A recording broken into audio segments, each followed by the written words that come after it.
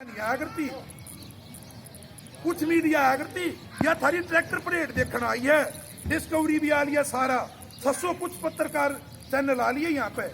ये स्पेशल आप लोगों की ट्रैक्टर परेड देखने के लिए आए हैं, ना कि मतलब ये 26 जनवरी के लिए। 26 जनवरी को तो कुछ लिमिटेड आया करते। तो ये आप लोगों की और आप लोगों का इसमें इतना बुलंद झंडा होगा, आप लोग सबसे ऊपर आप लोगों का नाम लिखा जाएगा। क्यों आप लोग इसमें इतनी त्याग और तपस्या करती। हर भाई ने किसी ट्रैक्टर की जरूरत थी, वो ट्रैक्टर भी ले गया थे तेल का। और एक बात और भी बताऊं, जिस भाई हर भाई ने ट्रैक्टर भी ट्राली बगैर ट्रेली लेकर चलना है, हर भाई ने ट्रैक्टर लेकर चलना, पर कुछ हिसाबी सिस्टम लेकर चलना पड़ेगा। कुछ अपने 10-5 ट्रैक्टर मोटर पर भी लाने पड़ेंगे भाई, हमने रुकने की दिक्कत हो जाए। और कि मैं जो हिसाब दाम बढ़ेगा 2 दिन में भी सुलझ जाता। एक तो तेल की टंकी अभी भरवाओ, सब तेल की टंकी आज भरवा लो। और जिस भाई की भी तेल वाली दिक्कत है वह भी निकाल लेंगे। और झंडे भी ला रखे हैं, तेल का बेसर किसी भाई नारा नहीं रहने देंगे। यह जिम्मेवारी हमारी, माँ बैठ के बतला रहे, नवीन बैठे, हमने बातचीत करी थी। तो तेल का बेसर भी किसी भाई ने नहीं रहने देंगे। क्यों जो इतना घाटेगा सोता, आप लोगों की गलती को ना, इतना घाटेगा सोता जो जमींदारा है 4 किले बालकों की भी फीस ना भरी जा। सबके बालक प्राइवेट स्कूल में पढ़ने लग गए, तो इस चीज की कोई नहीं, सब मिलजुल कर काम करांगे। पहलवान जी है ट्रैक्टर तक को ना करा, समझे, गुजारा 1 नंबर का रहा। और भाइया काम करवावांगे नहीं, सारे दो रहे, आप बेफिक्र रहो, उसका समाधान करना। पंप पे ला दे, पंप पे एक पंप की ड्यूटी ला दे, सबके भरवावांगे तेल के ट्रैक्टर भी। आप इस चीज से बेफिक्र रही हो।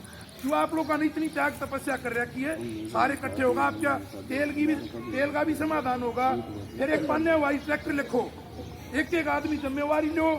जिस पन्ना में 6 ट्रैक्टर हैं, एक आदमी जिम्मेवारी लो। और उसने अगुवाई भी करनी पड़ेगी, उसने अगुवाई क्या करनी पड़ेगी। मेरे साथ ये भाई बहुत मेहनत कर रहे हैं, सही। ये न्यूनतम किसी ड्यूटी बनाओ भाई, अपना पन्ना की आप लोग बनाओ कि आप लोगों को अगुवाई करनी पड़ेगी शांति में रखने की। और सब में तेल पानी गलाने की बात, कौन सा पंप तक गलाना है, सारा मैनेजमेंट पाने हवाई। आप लोगों ने झंडे मिल जाएंगे, हर भाई ने पाने हवाई झंडे ले लो, झंडे भी मंगा रखे हैं। और सब भाइयां तो मैंने न्यू की थी भाई, झंडा जो तिरंगा है वो यूरोप तक मिल रहा है, अवेलेबल है। फिर भी जिस गांव में दिक्कत पड़ी, कबूल पर पहुंचा दिए थे 100 झंडे। शुरू में फोन आए, मैंने सब ताई न्यू की थी भाई, यार जो किसान यूनियन का मैं सबने दे दिया करता, पर तिरंग क्यों हर जगह नहीं मिलता। और ये तिरंगा ही मैंने की थी भाई, लिया हो क्यों ये लेन लाग जाते करोड़ा माजा है, पर फिर भी न्यू है। मैंने सारे नहीं न्यू कह दी बात, जिस दौरा यही व्यवस्था है, उन सारे भाइयों झंडे भी देंगे। ये शेरी वाले भाई बुलाए थे, उन ताई भी देंगे। कल लकड़ी वाले भाइया ताई भी दे दिए थे, तो गोची वाले भाई यार इनने भी देंगे। जिसने नहीं खरीदते उन्हें झंडे की भी व्यवस्था कर मंगा रखे, घर कोठी में सब ताई देने लग रहे। तो झंडे की भी व्यवस्था है और सारी चीजें की व्यवस्था बना के चल रहे हैं। जिम्मेवारी हर पन्ना के लिए 2-3 आदमियां लेनी पड़ेगी। क्यों सारा मैनेजमेंट भी रखना पड़ेगा अपना। को ट्रैक्टर भी खराब हो सका है, या परेड इसी है, या 2 दिन में भी सुलझ जा। थोड़े मजबूत होकर चालियो, गोद में बूढ़े बागड़े गाल के। आप मेहनत कसा हो, आप तो मेहनत कस कोई नहीं पूरी दुनिया में।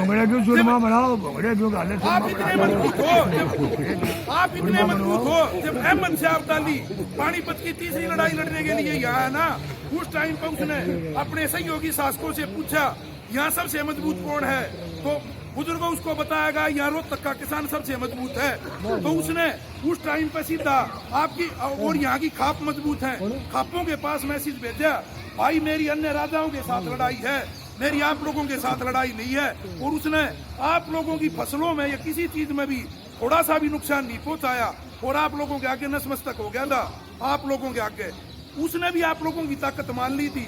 और आप लोग इतने मजबूत हो। सर छोटू राम ने ये कहा था कि जो लोग अपनी बागडोर दूसरों के हाथ में सौंप देते हैं, उनका रखवाला तो भगवान ही हो सकता है।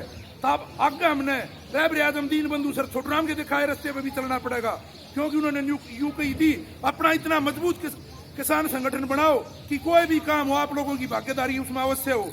तो वो हमारे बुजुर्ग हमारे को रास्ता दिखा गए। इस बात का भी मेरे को बहुत गर्व है, हम उनकी खाप में पैदा हुए।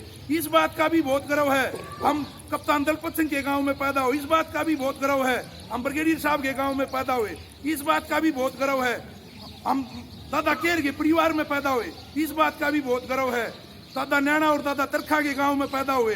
तो आप और इस बात का भी गर्व है कि बाबा मोजमा दादा साधु के गांव में हम पैदा हुए, तो हमारे ऊपर अनेकों शक्ति है। आप लोग मजबूती से खड़े रहो, आपका सामना करने की मत किसी में भी नहीं है। आप अपनी ताकत ने भी पहचानो। रहबर आजमदीन बंधु सर छोटू राम ने कहा था, जब अन्य वर्ग नाराज होते हैं तो कानून तोड़ने की बात करते हैं। जब किसान कमेरा नाराज होता, सरकार की पीठ तोड़ने का काम करता है। आप लोगों ने उनका कहना भी मानना, कानून भी नहीं तोड़ना।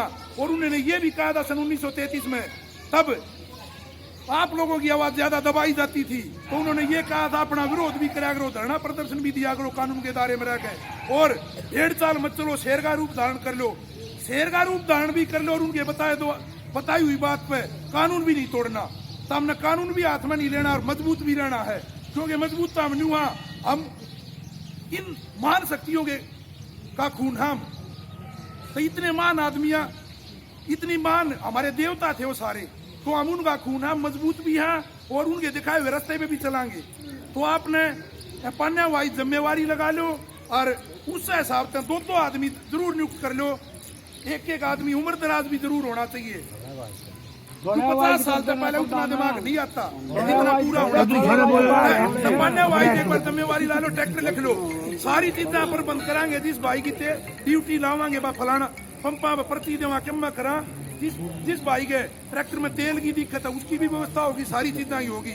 घर में किसान नहीं रहना है, क्यों ये चीज हमने यूं नहीं है। हमने दिल्ली ने पूछेगा, दिल्ली पूछने तभी इतना मतलब नहीं। और भाई बढ़ के कोई बात ना, इन रोडा पे 500 300 400 किलोमीटर दूर तक जब जाम लग जाएगा, जब आपकी आवाज पूरी दुनिया में चली जाएगी।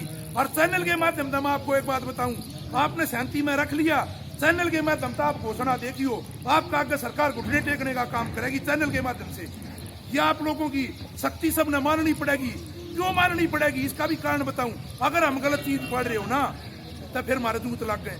हम अपनी पेट की लड़ाई पर आत्मा से इस लड़ाई न लड़ रहे। हाँ, सब आत्मा दे सरदार भाइयों के बच्चे ऑस्ट्रेलिया में बैठ के पढ़ाई कर रहे, और एक आत्मा की लड़ाई है सारी। आत्मा तो हम इस लड़ाई में लड़ रहे हैं, पेट की लड़ाई है। आप लोगों का इतना शोषण हो रहा है। सन 1970 में गेहूं का भाव 76 रुपए किलो था, 76 रुपए क्विंटल था। आज 22 साल हो गए, 22 साल हो गए ना, 22 आपका 70 में आज ना उतने 51 साल हो गए, 51 साल हो गए। 51 साल में आपका गेहूं का भाव 23 से 24 गुना बढ़ा। एक लेक्चरर की तनख्वाह 200 से 250 गुना बढ़ गई। एक टीचर की तनख्वाह 180 गुना बढ़ गई। तो आप लोग इसमें अपना कंपैरिजन करो। हमारे गेहूं का भाव 70-80 रुपये किलो जब है, उनके हिसाब से तो हमारे गेहूं का 80 रुपये किलो का 85 का भाव होना चाहिए। तो ये एमएसपी पे भी आपके लिए लूट नहीं है। एमएसपी मिलने के बाद भी आप लोग कोई भी लूट नहीं है। जब भी आपका गुजारा है मुश्किल होगा, और ये इसमें भी खून लाग रहे हैं। तो आप सारे मजबूत रहो और अपनी ड्यूटी ला लो। जिस भाई की भी जो ड्यूटी लाई जा, अपनी ड्यूटी ने पूरी निभाओ। क्योंकि ये भाई ने हमारे दिन रात से हर रोज उस दिन 2 महीने हो लिए, वो नवीनर है भाई, वो सीट लेके जा रहे हैं, जो सीत वाली गाड़ी में ये इतनी बढ़िया ड्यूटी ने मारे। इन नगी डाली सारे लाख के, या 2-3 दिन की बात रह रही, 2-3 दिन में तोड़ हो जाएगा आपका। इसी दिन 26 जनवरी ने शांति में रख दो, फिर तोड़ हो जाएगा। और आप लोगों ने मुझे सुना, आप पूरे गांव का, सभी मेरे बुजुर्गों का मैं हाथ जोड़कर बहुत बहुत धन्यवाद। और कोई मेरे से गलत शब्द निकल गया होता, आप सबसे हाथ जोड़कर सिर झुकाकर माफी मांगता हूं।